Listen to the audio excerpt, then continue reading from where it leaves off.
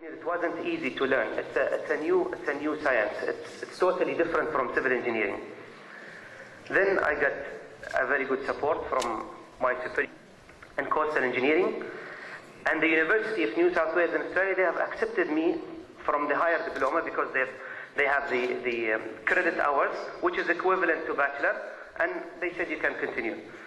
But everyone there was telling me, engineers, they shouldn't be managers. Always engineers should be just engineers or technical.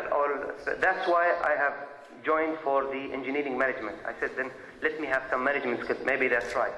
You should diversify your knowledge. So I have joined my master's and then continue my PhD in the same field. Then I have joined Roads and Transport Authority. I was honored and asked to establish the marine agency in Roads and Transport Authority. I was the first employee in that agency, and we have used the best practices, especially from Australia and United States in the marine field, to form this agency. I was the first employee, and we ended with 110 employees in that agency. I was the Director of Maritime Projects Department from year 2006 to 2010. And in this June 2010, the agency, which had 3 different departments, was merged into one department, and I'm supervising that department, Director of Marine Transport Department. Talking about some of the outstanding achievements that I am proud of, and everyone here should have his achievement and should have very well records about all the achievements that he has. So I've mentioned that I've played the main role in establishing the Marine Agency and Roads and Transport Authority, launching of the water bus and the iconic water taxi for the first time in the region, and Dubai Ferry, which we have received 10 days ago, which will be launched very soon. When we started, one of the challenges that we had, they gave me 6 months to introduce a new service, a new water transport service. I had only 6. It will take you at least 1.5 years to establish a new service, because you need to construct the vessels, you need to have stations, you need to have operation, you need to have employees, you need to have too many systems, laws, regulations, all those things. We have managed to have the water bus, which is this system, the first in 6 months, and His Highness Sheikh Mohammed has integrated the system in July 2007. Then the water taxi. We have more than 20 stations serving for this water taxi, which has launched also a couple of months ago. It's in operation. The Dubai Ferry, Dubai Water Ferry have arrived, and inshallah very soon we are working with different tourism, Dubai Tourism Department, in addition to the hotels, to operate the ferries very soon. I had some initiatives which resulted in saving of 250 million dirhams in some of the projects. It is very important at this time, and one of the main questions that you'll be getting during your interviews, what have you done with the economical recessions? What have you done during the crisis? So you should always have initiatives, and this should be from the normal employee to the manager to the fact. This should be a culture these days that you have in order to reduce expenses and increase revenues. And believe me, this comes from the leaders. Once you have this culture and you talk to your employees and they see you doing these things, they will do it definitely. And every employee in the government or private companies can do something about this, starting with an office boy till the manager, till anyone. But this should be a culture with us these days. I had the Distinguished Technical or Engineering Employee Award from DGEP when I was in Dubai Municipality for the year 2004, and the Distinguished Government Employee in last year, 2009. I will talk a bit about my experience with leadership, and these are my personal point of views. It might be correct, it might be nearly right or wrong to some people, but these are my personal experience.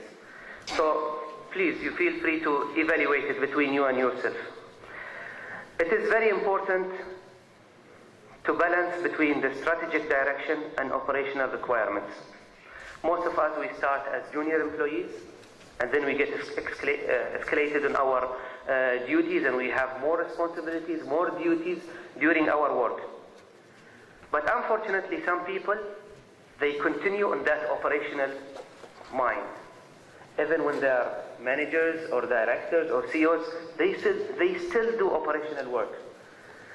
But since they are all involved in operational work and in a very detailed stuff, then it will be very difficult for them to plan, very difficult for them to create a change, to think strategically. Because the manager is someone who's managing the work. Director, he gives directions. The more you go up, you step a little bit away from the actual work or the operation, and you think more. You do more of the thinking, you do more of implementing the government goals in your government department or strategy. But this is one of the mistakes that I wish no one falls into it, to stay on the operational level while he's in a very senior position. Then he cannot think strategically. Motivation of human resources, individuals and teams. This is one of the most important things, and it is very critical, because without the human resources, we worth nothing at our work. Imagine yourself, you are a manager in a section or a director in a department, you have 10 employees or 5 employees. The whole 10 employees, imagine one day you are alone in that department. What kind of work can you do?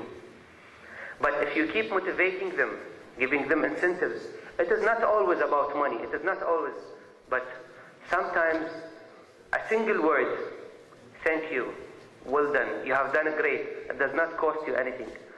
But believe me, the impact on the employee, it has a very big impact, and it is very influential. Competency and trustworthiness. Of course, when we choose our employees, we have to look at their competencies in the specific field that we are looking for, and that, of course, the trust comes by time, but it is, I've read many books about how to choose the best employees. Most of the books says the best way to choose an employee is, or to choose the people who have adaptation to change, or people who can adapt to change. The importance of being a role model. You are a leader. All your employees, they look at you as an example. If you come late to the work, then you come 9 o'clock, 10 o'clock, they said, this is my boss. I won't be better than him. Napoleon Bonaparte says, I hope I can translate this from Arabic to English, لن ترقى الأمم على من قادتها. Nations won't be better than their leaders. Always we look at the leader. Who are our leaders? And this is talking from a small scale to the biggest scale. So employees at work, they look at their boss. He is their role model. Everyone looks at his boss as their role model.